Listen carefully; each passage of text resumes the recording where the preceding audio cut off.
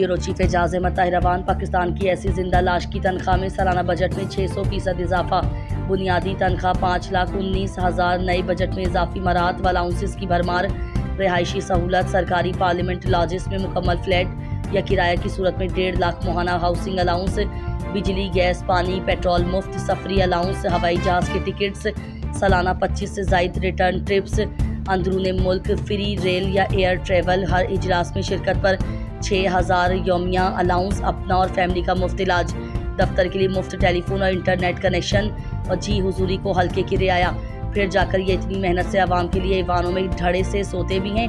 इनको कोई जगाने वाला किसी माँ ने पैदा ही नहीं किया है। ब्यूरो चीफ एजाज अहमद ताहिराबान। आलमी खबरनामा के हवाले से खबर शामिल करते हैं। पाकिस्तान और ईरान के बाद इमारात ने भी अफगान बाशिंदों को वापस भेजना शुरू कर दिया।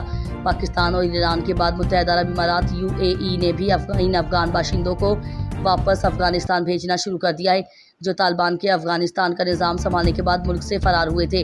मुत्तहिदा अरब इमारात से इनखला का अमल 10 जुलाई से शुरू किया गया है। 2 लाख अफगान शहरियों को अमरीकी दरखास्त पर मुत्तहिदा अरब इमारात में आर्जी पनाह दी गई थी। मीडिया रिपोर्ट्स के मुताबिक ईरान, पाकिस्तान और दीगर ममालिक अब इन अफगान बाशिंदों को सिक्योरिटी रिस्क समझने लगे हैं।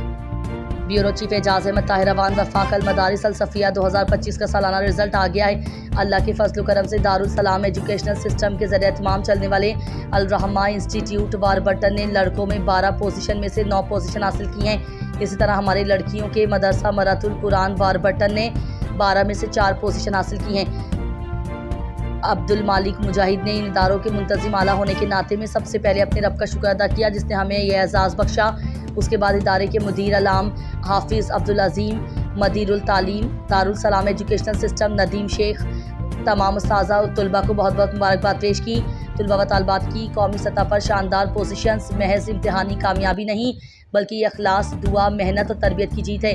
ये इन मौलमीन की दुआओं और रहनुमाई का नतीजा है, जो चिराग बनकर दूसरों के रास्ते रोशन करते हैं। इंशाअल्लाह आप सबके ताबुन से हम इस शानदार सिलसिले को मज़ीद तरक्की देने का आज़म रखते हैं। एक दिन अल रहमा यूनिवर्सिटी बनेगी इंशाअल्लाह।